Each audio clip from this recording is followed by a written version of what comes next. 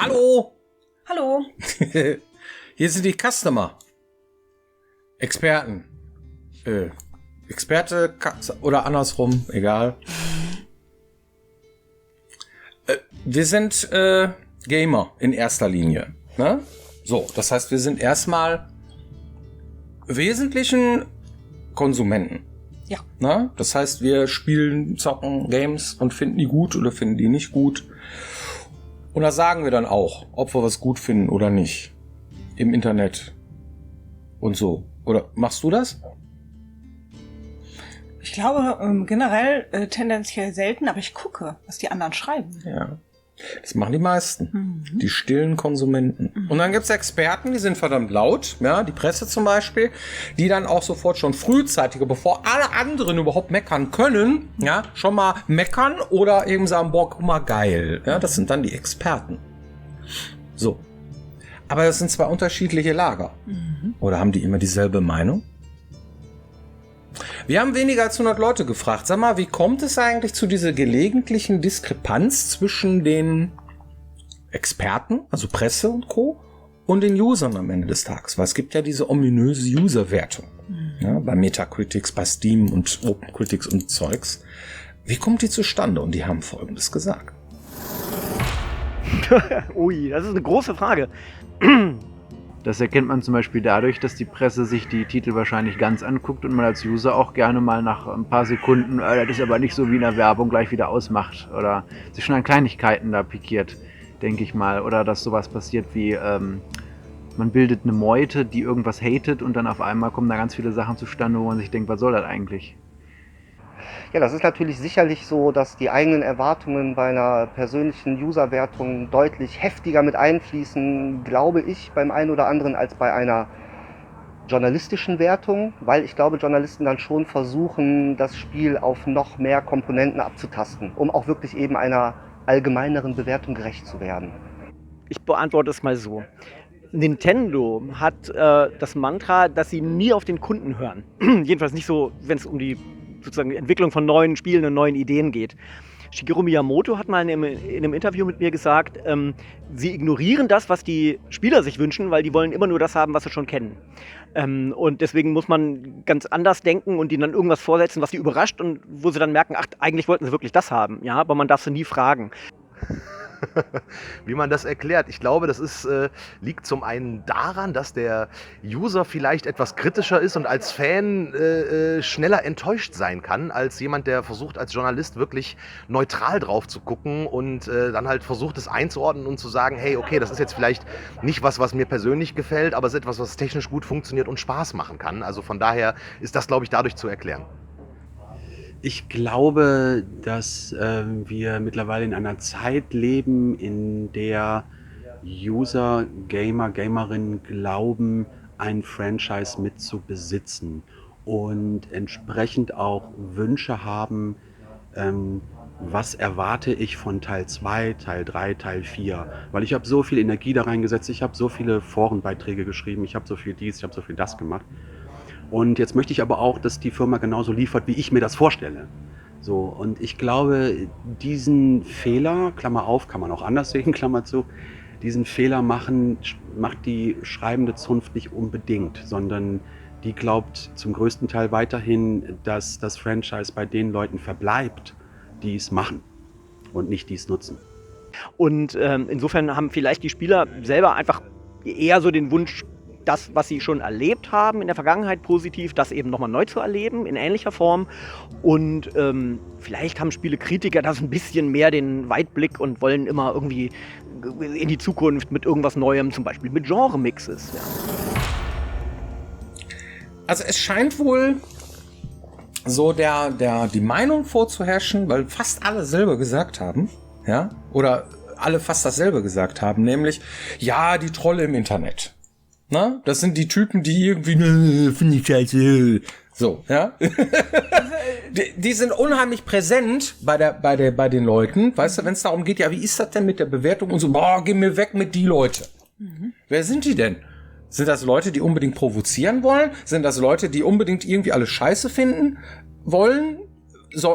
Oder ist das wirklich die Meinung? Ist das irgendwie, Also das Problem an der User-Wertung an sich ist ja, yay, 100%, weißt du? Das ist das größte Problem dabei, ja. Das heißt, da kriegst du dann irgendwo so einen Mittelwert von irgendwie total scheiße und wow, das best ever, so, ja. Und dann denkst du dir, das kannst du auch nicht ernst nehmen. Auf der anderen Seite sind das auch die Kunden, die das Ding kaufen sollen. Jetzt müsste man ja eigentlich noch mal differenzieren. Hast du schon mal eine User-Wertung geschrieben? Nein. Ich habe auch noch mich nie nie eine getraut. geschrieben. Ich habe noch nie eine User-Wertung, weder für mein Lieblingsspiel noch für eins, was ich echt schlecht fand. Habt ihr schon mal User-Wertung geschrieben auf irgendeiner Plattform? Schreibt das bitte mal unten in die Kommentare. Das würde mich jetzt tierisch interessieren, weil das ist im Grunde genommen ja der springende Punkt. Das heißt, wir würden jetzt ganz pauschal sagen, Menschen, bei denen etwas nicht funktioniert oder die sich aufregen, lassen sich auch eher dazu hinreißen, überhaupt User-Wertungen zu schreiben, weil das ein Mittel ist, irgendwie das loszuwerden. Und wenn du irgendwie deinen Spielspaß hast zu Hause, hast auf deinem Sofa gesessen, denkst, oh, das war aber schön irgendwie so, jetzt erstmal die Pizza in den Backofen und so, dann kommst du nicht auf die so, ja, jetzt schreibe ich aber erstmal eine User-Wertung über das Spiel. Das eher, wenn's Kacke findest und du dann irgendwie Groll legst und dann halt so, also das ist richtig. Da haben ja die Leute, die weniger als 100 Leute dann recht an der Stelle. Ja, auch. Und darum geht's. Ja, es gibt ja die Diskrepanzen. Also wenn die beide gleich sind, so, alle sind sich einig, das Spiel ist geil. Ja. Sowas gibt's ja. Tatsächlich. Ja. Witcher 3 zum Beispiel. Ja, es gibt Leute, die finden das auch vielleicht nicht so gut oder so, aber eigentlich, das ist über 90% der Leute, ja, weit drüber sagen, das ist ein geiles Spiel und fertig. So, gibt's gar nichts dran zu meckern. Ähnliches Phänomen gab's bei Zelda. Zelda Breath of the Wild. Die hatten nahezu 98% Metacritics. Das ist Überflieger wertungsmäßig, ja. Das heißt, das Ding, das kann sogar Kaffee kochen und über Wasser gehen, ja. Das heißt, das kann alles, das Überspiel so. Ist das wirklich so? Naja, das muss jeder für sich selber entscheiden, im Endeffekt. Aber darum geht's ja, ja. Entscheidet man das selber? Oder lässt man sich beeinflussen? Und vor allem, wovon lässt man sich beeinflussen? Auf jeden Fall kann man daraus schließen, Ja. dass diese Spiele jetzt zum Beispiel sehr wenig Leute verärgert haben. Ne? Das heißt, A, gab es eine Erwartungshaltung im Vorhinein, die entweder übertroffen worden ist oder sehr wahrscheinlich übertroffen worden ist. Und das ist schon mal ein Phänomen, das musst du erstmal schaffen. Und das Zweite ist, es muss auch zumindest so bugfrei gewesen sein und so funktionabel und so gut, dass es jetzt im Nachhinein nicht noch irgendwie so einen Dämpfer gab. Ja, bugfrei kennen wir uns aus, ne? Ja, okay. Das ist aber ein Gerücht. Unterhalten wir uns mal nicht über schlechte Sachen, sondern unterhalten wir uns einfach mal über gute Sachen. Oder sagen wir mal, ich gebe mal ein Beispiel, Days Gone. Days Gone hat eine moderate Wertung bekommen, ja, und hat viel Haue bekommen, obwohl ich finde, dass es ein super Spiel ist. Und hat eigentlich es nicht verdient, hätte es nicht, wenn es fehlerfreier auf den Markt gekommen wäre. Ja. Das ist ganz, ganz, ne, prägnant sowas, ne? In der Vergangenheit, vielleicht hat man das anders gesehen oder so, aber mittlerweile ist es so, dass von großen Titeln oder großen Spielen, die jetzt nicht in dem Indie-Sektor oder Early Access oder sonst was, sondern da erwartet man eine gewisse Fehlerfreiheit und eine gewisse Qualität. Ja. Und ist die nicht erfüllt, findet es auch jeder kacke. Jeder, auch die User. Na?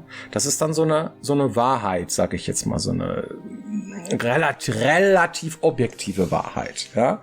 Gibt dann auch noch andere Geschichten, aber gut, kommen wir mal zur Diskrepanz. Ja? Was hast du gesagt? Presse hui, User pfui, hast du gesagt. Genau, Ne? woran könnte das liegen? Das die ist mal der Presse erste Fall. ein Spiel super bewertet, Ja.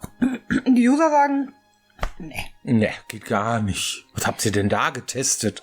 Ne? genau. Das kommt bei verschiedenen Konstellationen zustande. Das eine könnte sein, eine Metadiskussion. Ne? Ich denke zum Beispiel an diese Epic Store-Diskussion. Da sagt einer irgendwie, unser Spiel kommt jetzt exklusiv nur für den Epic Store, ne? Und die User sagen, boah, schlechte Bewertung. Boah. Ohne, dass die sich irgendwie aufs Spiel beziehen. Ja. Eine Metadiskussion. Genauso wie, was weiß ich, irgendwie... Metadiskussion bedeutet, die hat überhaupt nichts mit dem Spiel an sich zu tun. Korrekt. Die bewertet irgendwas drumherum. Ja. Irgendwelche Begleitumstände. Ja. Zum Beispiel, wenn ein Film von einem Scientology-Anhänger dann ist halt entsprechend, gibt's eine Meinung dazu. Ja. Und das spiegelt sich dann auch in Wertungen wieder. Genau. Hat mit dem Spielinhalt, oder mit dem Film, überhaupt nichts zu tun, unter Umständen. Genau, und da könnte es ganz viele geben. Ja. Ne? Zum Beispiel, dass so ein Entwickler eine Meinung vertritt, die entgegen der Meinung der User läuft, oder dass sich irgendeiner richtigen Patzer erlaubt hat, oder schwach könnten es auch manchmal so Sachen sein wie Crunch-Politik oder wie die mit ihren Mitarbeitern umgehen. Ja. Das kann einen Einfluss haben. Hat es in der Beobachtung tatsächlich noch relativ seicht. Ne? Also User verzeihen dem Hersteller, Entwickler viel mehr, wenn er seine Mitarbeiter quält, als wenn zum Beispiel irgendein Mitarbeiter irgendwie ein Nazi-Shirt trägt zum Beispiel. Da sagen die, nee, das geht gar nicht, kaufe ich nicht. Ja. Aber gut, wenn der jetzt irgendwie 3 Monate eingesperrt ist, um das Spiel fertig zu machen, kaufe ich es trotzdem. Und das ist noch so eine Sache, aber selbst sowas kann dazu führen, dass Leute das unsympathischer finden und auch im Internet darüber schreiben und dann schlechte Bewertungen dabei herauskommen. Metadiskussionen, im Grunde genommen kann das alles sein. Eine andere Möglichkeit gibt es, ich nenne das mal ganz unfair, Kunstprojekte. Das heißt, es gibt Spiele, das können sehr künstlerisch angehauchte sein oder Dinge, die sehr neuartig sind, manchmal auch vielleicht Serious Games, wo die Expertenmeinung dann sagt, das ist was ganz Besonderes und das müssen wir super bewerten, weil das genau das ist, worauf die Welt gewartet hat oder noch nie zuvor gewesen. Es ist total innovativ oder behandelt vielleicht ein ernstes politisches Thema besonders oder so, dass es hervorgestellt wird. Und der User sagt dann zum Beispiel, macht aber keinen Spaß.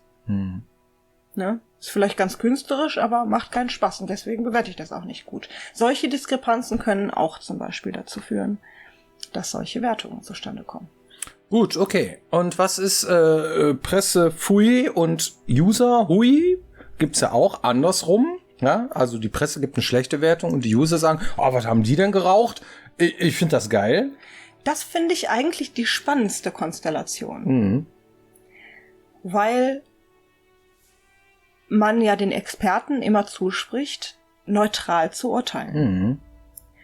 Und das kann auch verschiedene Gründe und Phänomene haben. Zum einen zum Beispiel die Beliebtheit eines Franchises oder eines Entwicklers könnte dazu führen, dass Spieler sagen, nein, das macht mir aber Spaß. Und auch wenn es irgendwie pixelig oder so ist, überwiegt irgendwie meine positive Meinung darüber und deswegen nehme ich die jetzt in Schutz.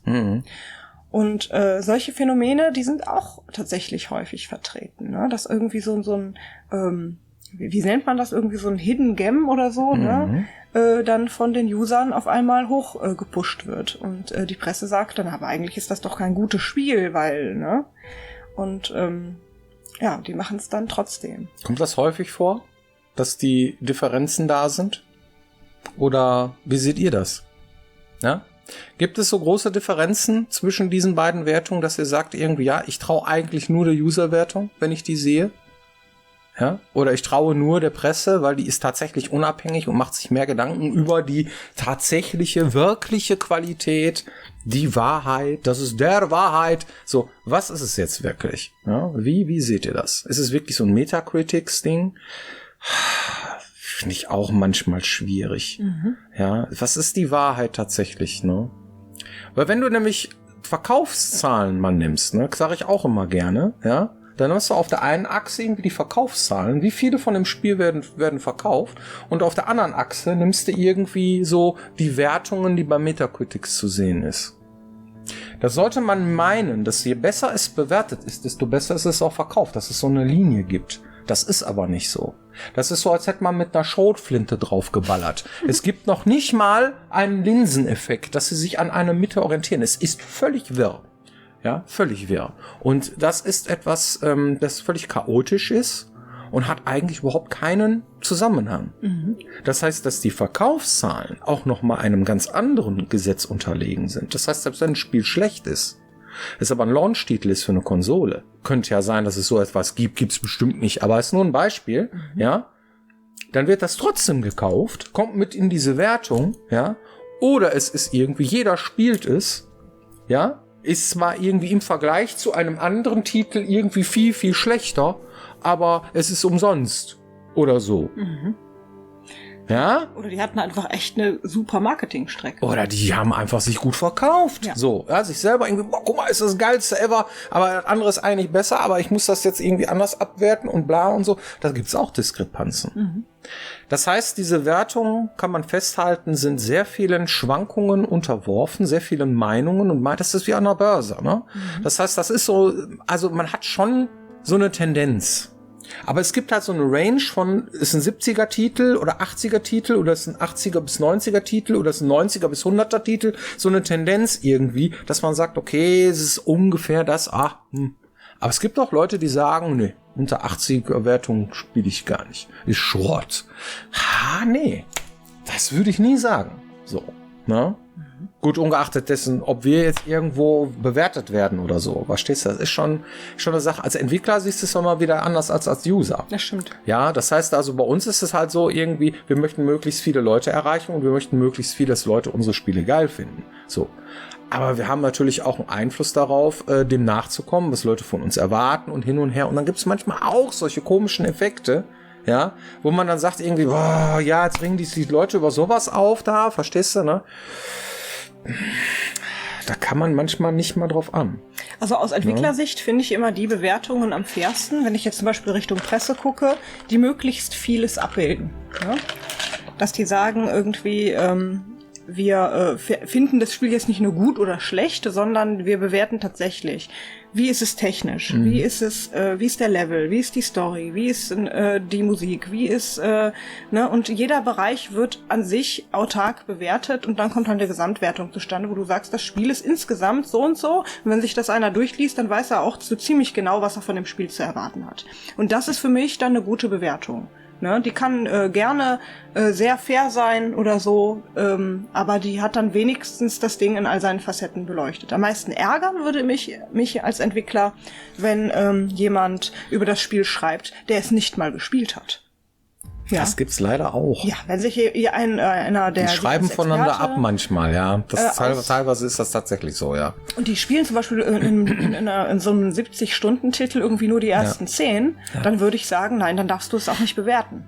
Ne, du kannst natürlich die ersten 10 Stunden bewerten, aber nicht das gesamte Spiel. Das wäre dann nicht... Und wir meinen jetzt nicht konkret irgendeinen Redakteur, den wir jetzt kennen oder irgendwie, oder die GameStar, allgemein. GamePro, keine Ahnung, PC Game. Wir meinen gar keine konkrete Zeitschrift, sondern es gibt tatsächlich dieses Phänomen, was machen denn die großen IGNs dieser Welt, ja? Was schreiben die denn da? Und da gibt's unheimlich viele kleine Magazine, die dann sich daran orientieren. Das ist tatsächlich so. Ja, das ist ein Phänomen, das kann man beobachten. Manchmal sogar im Wortlaut. Und das ist so, was ist es denn dann so, ne? Das heißt, je mehr Leute dann da Artikel schreiben, sie wollen auch frühzeitiger raus sein, ne?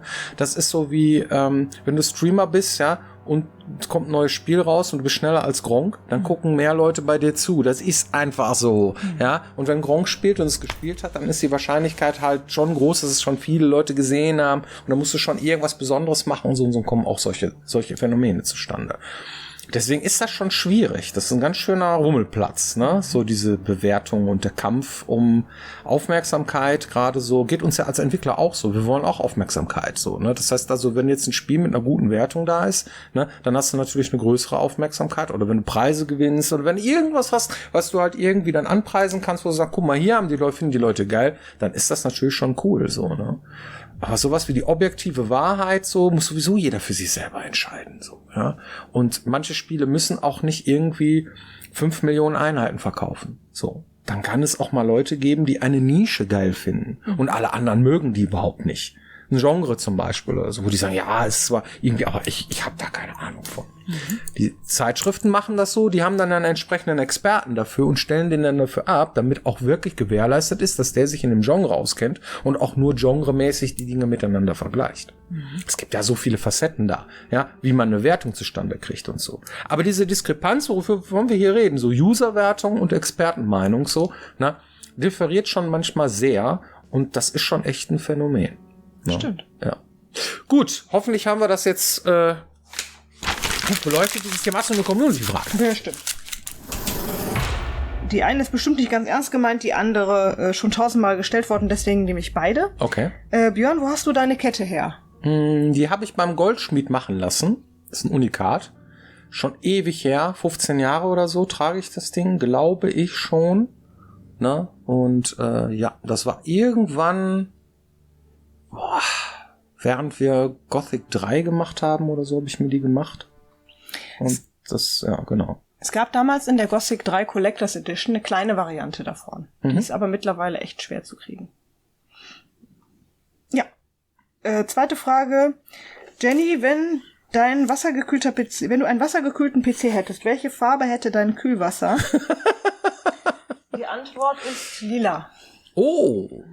Ah. Wieso? Weil das meine zweite Lieblingsfarbe ist. Was ist denn deine erste? Über Schwarz redet man nicht, weil Schwarz ist keine Farbe. Hab ich mal gehört. Ja. Gut. Hoffentlich hat euch das gefallen, unser Quatsch hier, ja. Und wir sehen uns dann hoffentlich nächste Woche, wenn es heißt Piranha Bytes TV. Genau. Haut rein. Bis dann.